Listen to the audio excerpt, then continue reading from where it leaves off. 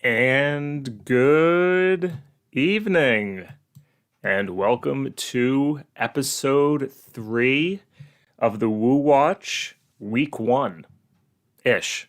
I forget what I'm actually going to title this episode. Week 1. And I don't think it's the actual Week 1, but we're already getting off track.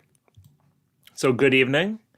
Let me say at the front that I hope you have a great Thanksgiving remainder of the week. If you celebrate that, I hope you just get some time off. If you don't, I'm looking forward to banana fritters, which is a dessert my grandmother makes, I think once or twice a year, and hopefully enough leftovers so I don't have to cook for the next 3 to 4 days. That'd be fantastic.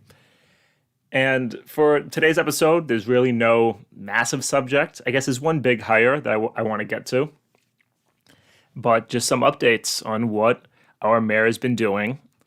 And barring anything big occurring next week, I might do the first installment of what I'm just going to call the council. Thank you, everyone, for suggesting names. Just going to go keep it basic and start going through some of the old members of the Boston City Council, the newer ones, just so we can get a stage of all the characters and how I think the political dynamics will play out under a Wu administration. And to my knowledge, they haven't picked an inauguration day yet. But if you know that, if you know when everyone's getting sworn in, let me know, because I actually haven't seen an official date. And the first thing that I wanted to talk about tonight, and this is my usual, if you're following me right now on TikTok, I recommend you switch over to Twitch so you can see the visuals. If you want to just chill down there, you're cool too. And that is Michelle Wu's most notable hire over the last, we'll call it 5 or 6 days.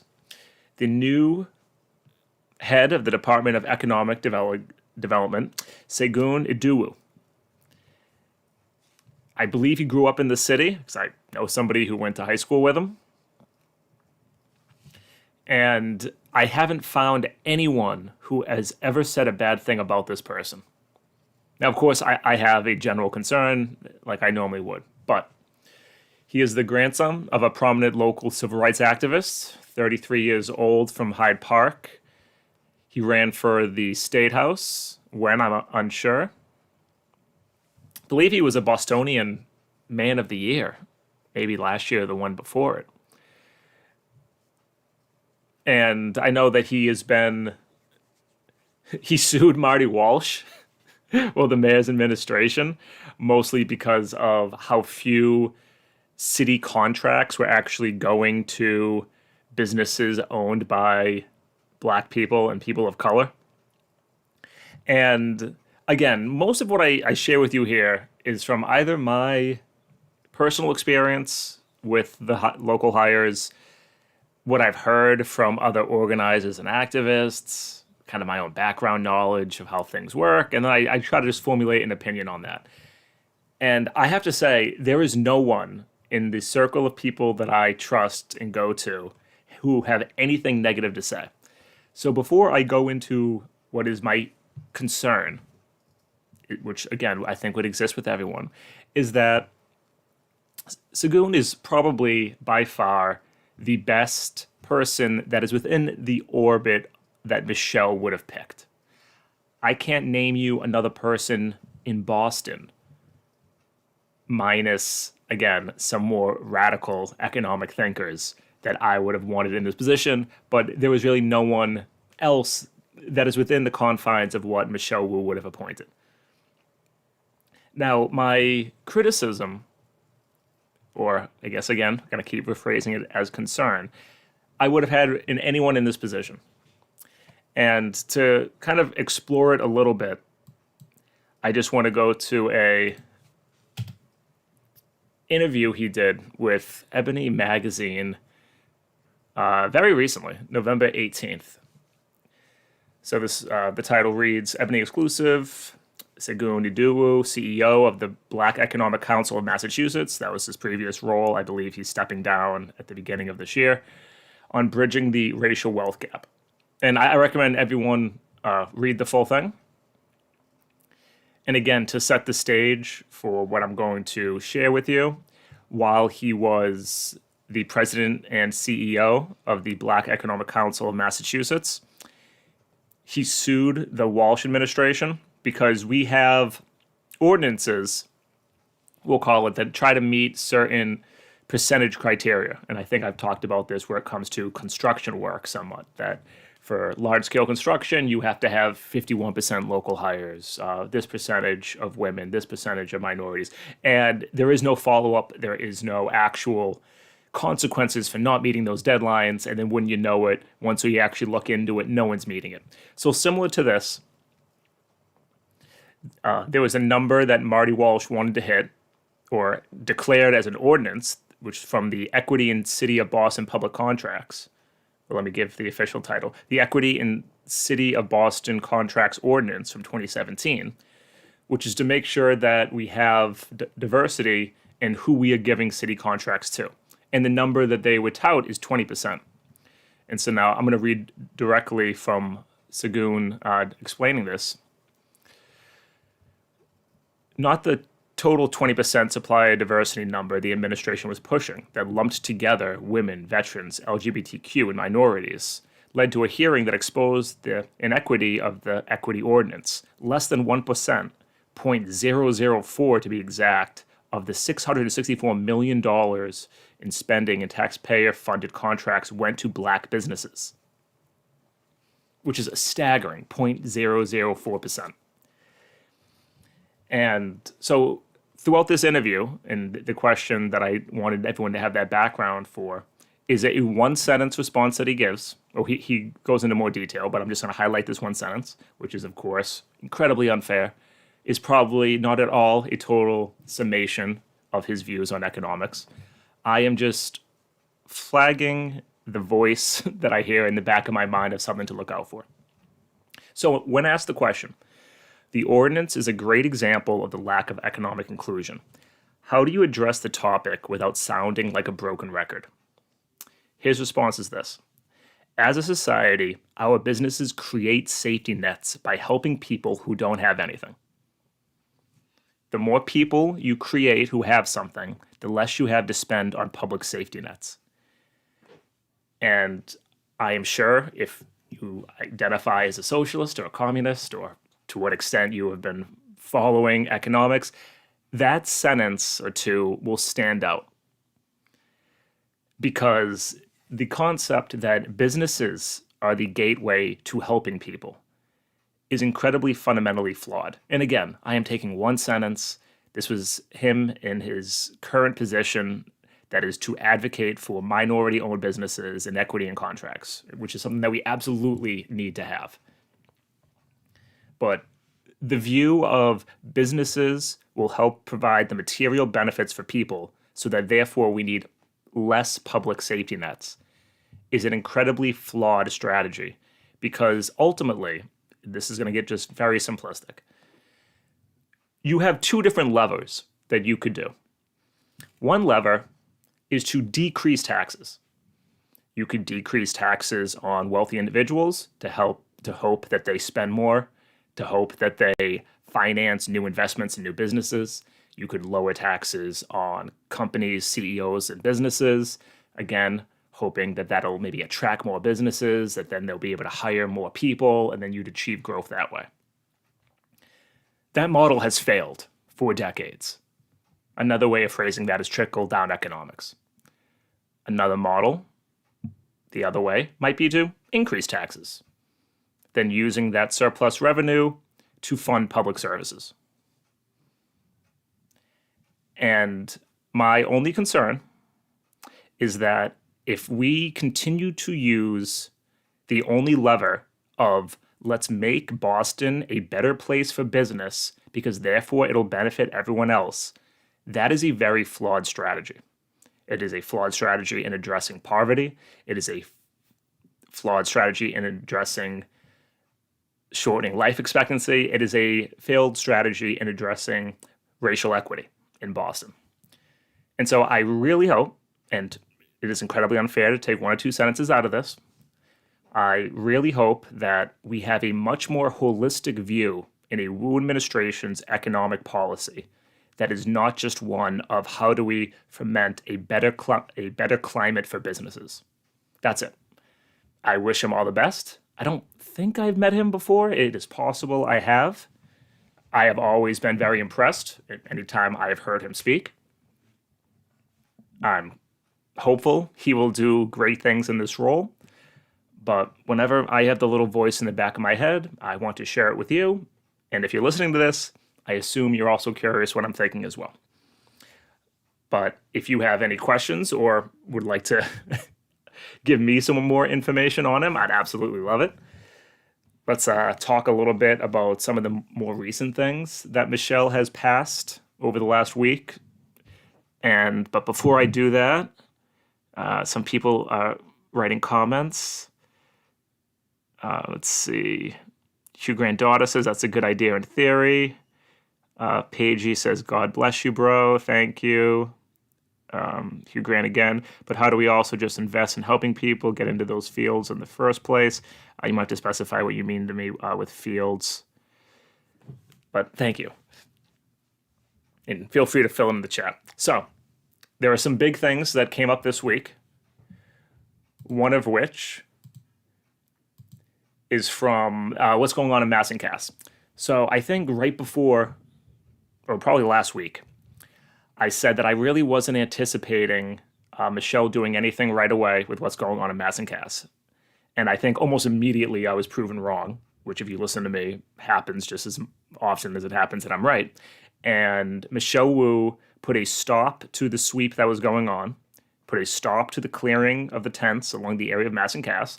And she said, we're going to do this until we see the decision of the ACLU lawsuit, which was to try to pass, and this might not be the right legal term, an immediate injunction, immediately stop this process. The judge denied that. However, the lawsuit against the city is still ongoing. So the ACLU did not lose the lawsuit. They just lost the right to an immediate injunction to stop this. And then the kind of spotlight went back on Michelle. Okay, so now, Michelle, does this mean you're going to resume? Is that what you meant by it? And she stayed to it, saying that she is going to pause the removal of the tents. Now, I have not seen the massive backlash that I assumed would have come from this. It is possible the Herald had something. I know that there are corners of Twitter that are very much in favor of the sweeps, but I did not really see much of a backlash to Michelle pausing this as much as I would have assumed she would have. And on top of this, they also closed down the courts because if you remember when they first did this sweep, they created these remote, very dystopian, or as it's labeled in WGBH from Tori Bedford, who I think I've given her a shout out before, but we wouldn't know any of this if it wasn't for her, if it wasn't for her sitting in the courtroom documenting them denying people treatment and throwing them in cages, completely exposing that Kim Janey was lying about the entire thing. But Tori labels it as a controversial special court session held at the Suffolk County Jail for people arrested in Mass and Cass is ending Monday due to the low case volume and following public pressure from city officials and advocates. And that number, the low case volume, really speaks to it did its job. It quickly, like a meatpacking plant, ran through as many people as possible, denied people treatment, threw them in a cage as quick as possible so that it wouldn't be a long, drawn-out affair. So they're citing low case volume, but Tori is also amending that it faced public pressure. One of maybe the only times. I'll give Ricardo Arroyo a shout-out because I know he spoke publicly on it, but Michelle herself, as mayor, could have kept these going if she really wanted to. But these have also closed. So we are seeing very positive action that I was skeptical of Wu doing this quickly. And in this article here, it goes into what Michelle is now saying is that we need more people working in shelters in order to achieve larger services to meet the needs of the people there. Now, to some extent, I absolutely believe that is true. I can tell you right now, if you go to job search, Pine Street Inn, or other facilities, they are hiring around the clock. So if you're looking for work, it might be very rewarding work to do. In full disclosure, I applied because I'm also currently seeking a new role. Though, as we learned during this experience, there are people who will not stay in shelters. One, because of the requirements of them. Many require absolutely zero tolerance where it comes to alcohol or drugs, and there are people who are still using those to cope with reality. Some of those who are still facing addiction through mental health issues, so that is just not an option to them. And others have documented the treatment that they experience there, saying that they feel safer being out on the street with a more organic community, that they feel like they're in prison when they're in these shelters. So let's hope more staffing, better trained, but ultimately, and I do know that Michelle knows this, is that this is only a situation which is going to be solved through a massive expenditure in public housing. That this is fundamentally an issue around housing and around people's material living standards. Because if you ask anyone, they just want a safe place to stay, and instead they're bounced around these shelters where they're infanticized, and it just does not work. And then we have to go on top of that meeting mental health needs, making sure they have access to food and to care. But overall, over the last week, Michelle has acted very positively around Mass and Cass. And we're going to see soon if those numbers start ticking up again. Again, the weather is colder, so it'll be something to monitor, any change in her policy. But ultimately, she gets points for doing that. Now, the next thing, and I'm glad it came up because this popped in my head at the end of last week, of we're going to need to bring back the conversation around vaccine mandates here in Boston. Because it was something that during the campaign trail, Michelle said she favored. Kim Janey had the very notable gaffe of saying, trying to link it to slavery, saying that it would deny people going into supermarkets if they couldn't provide proof of a vaccine passport, all of which was nonsense and outside of reality. But it was something that Michelle said that she favored, and it came up in an interview that she was on maybe a day or two ago. But I see some quick people saying things in the chat. Just let me give them a shout out. Lamar says, glad woo, put a stop to this. Yes. Scoobit says, what is she doing about the bike gangs?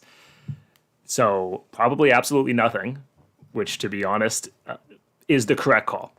If you had to create a triage of need in the city of Boston, what is the most needed things we need to fix? Kids on dirt bikes doesn't hit the top 20. And if it hits the top 20, then we're doing pretty well. I know that there was a report of someone being attacked by bikes. I can't take any police report on bikes seriously because that is just the one of count, and they are obsessed with talking about it. There are a lot more important issues that they should be dealing with, such as solving homicides. If you commit a murder in Boston, you are more likely to get away with it than you are to get caught. And that is strictly because of where does the Boston police put their resources. If a murder or rape happens in one area of Boston, they don't really put that many resources behind it. But if you have a dirt bike and you drive through a certain neighborhood, which you're not supposed to be in, they get all the resources they want because it's easier. Needed pay and train staff. Scott Boyd defending to beat the poor man up. Again, I can never base policy around one isolated incident. It cannot happen. If you based policy around that, you'd be chasing circles. And again, we're not prioritizing teenagers on bikes. So I hope that I don't know what happened. I hope the person who was injured or assaulted is okay. Truly, I do. But that is not where any resources is going to be beneficial. But so where it comes to vaccine mandates, Michelle had her first Ask the Mayor segment on GBH's Boston Public Radio, which is something that I normally do not listen to. Every now and then I used to steal clips from it when I was on another program. But yeah, I mean, it's 4 hours a day, and they cover a lot of too much national stuff. But every now and then I check it out, and I listen to this because I wanted Michelle's comment on this question. So she was asked, basically, are we going to have a program similar to New York City of vaccine mandates where you have to show proof of vaccination status to go to a gym or a restaurant or a bar or a movie theater? Right now, if you try to go see the Celtics who are playing at the Garden tonight, you need to show your vaccine passport. That should be mandated across the city. And Michelle's response to this, we're following the data very closely and thinking about every tool the city of Boston has. I still very much think we should be taking all possible action to protect the community members, customers, those who want to attend events. The way to head off a shutdown is for everyone to get vaccinated and protected. We're looking at all of the options available. And I believe she was asked directly, do you support this? And she said yes. She continues, we are seeing a surge in Boston. Already week over week, we are seeing numbers headed in the anticipated winter surge and holiday season with so many families and friends are coming together indoors and in groups. And we absolutely should be going towards a vaccine mandate, in my best guess, because again, the numbers are going to keep going up. Cases are going to continue to go up, and we just need to hope that enough people are vaccinated, especially from the most vulnerable populations, that hospitalizations do not rise at the same rate. And thus far, this has been true throughout Massachusetts. I don't know the Boston numbers as well as I do the rest of the states. And deaths have more or less plateaued with a slight increase, but have basically averaged somewhere around a dozen to 15 a day. And that has been more or less the constant for a few months now. And if I had to guess, because that trend is going to continue upward a little bit, maybe within 2 weeks, Michelle will be announcing a vaccine mandate that you must show proof of vaccine starting now until, I don't know, I'd make it maybe March 1st, and then that we'll reevaluate. But I'm looking forward to seeing how that is handled. But again, so far, it seems like something she's in support of, but I think we need to put a little bit more pressure on her to get that done. Final thoughts And I now have to give credit to at Jesse KB from Twitter, who did a little research and found this out, which was basically that we have a lot of people who sit on the Zoning Board of Appeals here in Boston that have expired contracts on that board, whose terms have ended. So much so that the 1, 2, 3, 4, 5, 6, 7, 8, 9, 10, 11, the 12-person body actually has 10 people who have expired contracts. Yes, I am correct. I just double checked. And this is the body that routinely votes against affordable housing projects because they don't have enough parking, that have a lot of power. I think more than the BPDA in terms of what gets built. Because, again, we have created a overly complex, opaque, anti-democratic process to how we do housing in the city. How I try to think of it is basically every large development is going to require some leeway in terms of our zoning codes. Whenever you hear zoning, just replace it in your head with rules around building. That's what zoning codes are. They're just the rules around building. So basically every large development needs to don't let us have to do this rule. Don't let us have to do this. So the BPDA, they kind of handle the project itself. They undo the review. They go through the whole thing. And then because they need to seek some sort of a zoning pass, it needs to be approved by this body. I'm trying to simplify the best I can. If I am way off, someone let me know. And this body, again, only has 2 people currently sitting on it with active contracts. So if Michelle wanted to, she could tell all the people with expired, hey, thank you for your service, you're done. Hire me and 9 of my friends, and we'll sit there and we'll determine what is accepted and what is not. So she could radically, through the power of appointment, have a lot of influence over what gets passed in Boston. And this 100% needs to be a leverage point that housing groups, community groups need to address with her and stack with our people. If you want to do a temporary YIMBY alliance, because a lot of people who identify as YIMBYs hate how many projects get voted down by this board. Again, we don't agree with some major issues around housing, but if we're able to stack this board with people who will allow affordable projects, despite the fact they don't add enough parking spots, that is something that we need to push Michelle to do. Now, again, it's November 24th. Tomorrow's Thanksgiving. Everyone's going to be a little meh for the next month through the holiday season. I'm not expecting massive changes in terms of staffing on this board by then, but she needs to be pressured to do this because this could have an insane amount of good. And especially here in Dorchester, we are very afraid that the BPDA is pushing forward massive projects, things that were already underway for years under Marty's administration, just to get them done. And we saw this all throughout COVID. All throughout COVID, they were rapid fire stamping approval on luxury developments, on lab space throughout the city, because they knew that everyone's just struggling to survive. No one can stop us. So if you want to put a cork in that, this is the best way to do it. Tell all these people, thank you, goodbye. Again, I am volunteering. Put me on the board. So she has massive power. And once you have power, your failure to use it makes you accountable. So I'm going to try to watch what decisions this board makes from last week when she was sworn in ongoing, because they are going to either start, and they already have, rejected projects they should have accepted. And I bet you they're accepting projects they should have rejected. So Michelle definitely needs to make this a priority. And finally, before I leave you tonight, this just came today. Update on what Michelle's up to. Michelle Wu extends outdoor dining in Boston to December 31st. Fantastic. Though oddly, except for the North End has been carved out of this exception. I'm reading it now. This extension does not include restaurants on the narrow, crowded streets of Boston's North End, where outdoor dining ended on October 31st.